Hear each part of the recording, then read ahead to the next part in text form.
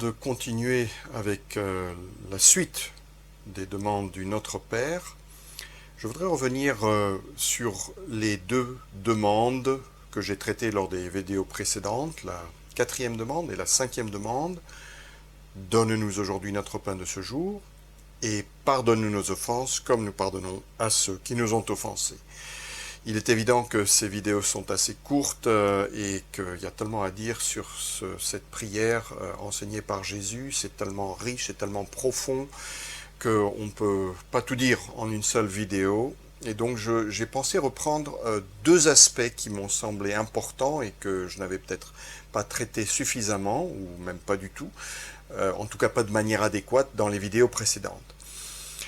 La première concerne cette demande: accorde-nous, donne-nous notre pain de ce jour, dans l'esprit de ce que j'ai dit et que j'ai indiqué, à savoir qu'il ne s'agit pas simplement du pain comme nourriture, mais il s'agit de nos besoins physiques, matériels en général. Et là se pose une question à laquelle on ne peut pas échapper lorsqu'on s'adresse à Dieu, lorsqu'on est croyant, c'est: est-ce qu'on est habilité à demander tout et n'importe quoi à Dieu? Naturellement, la réponse d'un croyant, c'est de dire non, pas du tout. Surtout pas. On peut pas faire une chose pareille. Simplement, il faut pouvoir l'expliquer, le motiver aussi. Pourquoi est-ce que nous ne devrions pas demander tout et n'importe quoi en faisant comme si c'est une nécessité pour notre vie quotidienne, pour notre bien-être, on ne peut pas s'en passer. Eh bien, je reprends un thème qui est comme un leitmotiv, un fil conducteur de tous ces enseignements sur le Notre Père, c'est-à-dire la relation entre le Notre Père, chaque demande, et la loi, les 10 commandements. Il y a dans les 10 commandements un commandement particulier qui est le 10e et qui commande de ne pas convoiter le bien de son prochain. Tu ne convoiteras pas la femme de ton prochain, tu ne convoiteras pas sa maison, son âne, son bœuf, tout ce qui peut appartenir à ton prochain. Son âne, son bœuf, c'est dit dans le contexte mosaïque où la loi est énoncée. Aujourd'hui, ça peut être, tu ne convoiteras pas sa Tesla, sa BMW AMX ou quoi que ce soit d'autre.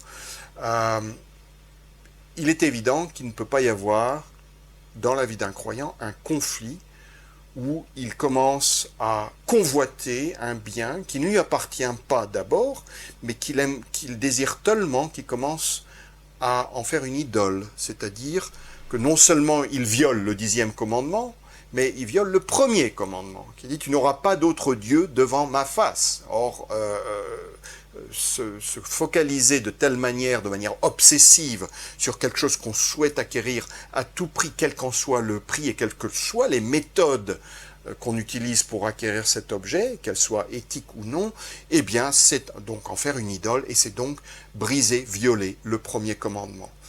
D'une manière générale, bien sûr, il est des besoins qui peuvent être d'une nature différente, il est normal et naturel, et Dieu nous invite, par son Fils, Jésus-Christ, nous invite à présenter ces demandes. Mais il faut les soumettre à cette autre prière, ou cette autre partie du Notre Père que nous avons énoncée, ou que le Seigneur a énoncée avant la demande du pain quotidien. C'est que ton règne vienne. C'est-à-dire que ton royaume soit la première chose que je recherche.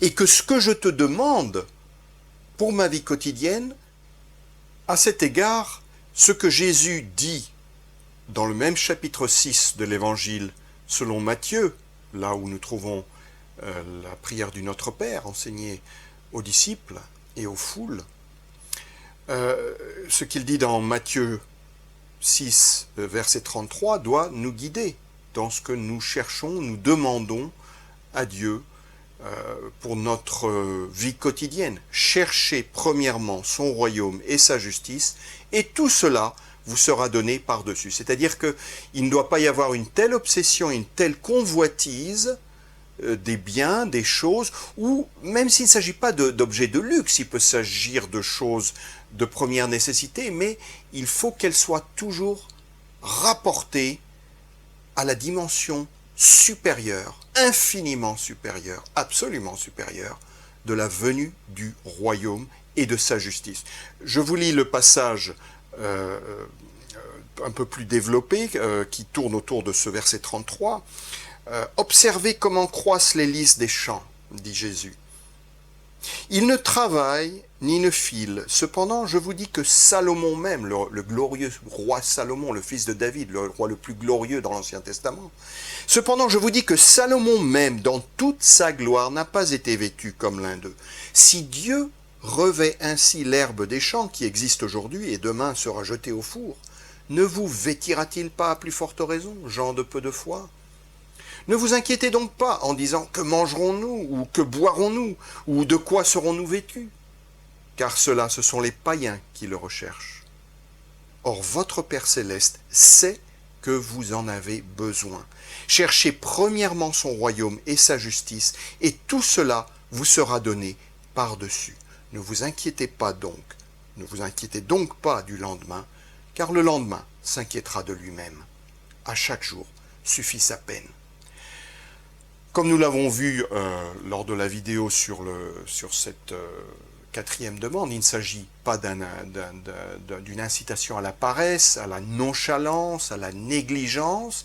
Il s'agit de tout remettre à la providence divine, sachant que Dieu sait déjà ce dont nous avons besoin.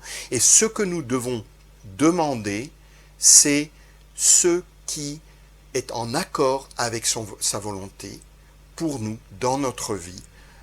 C'est-à-dire que nous, là aussi, nous voyons un lien avec la demande précédente. Que ta volonté soit faite sur la terre comme au ciel.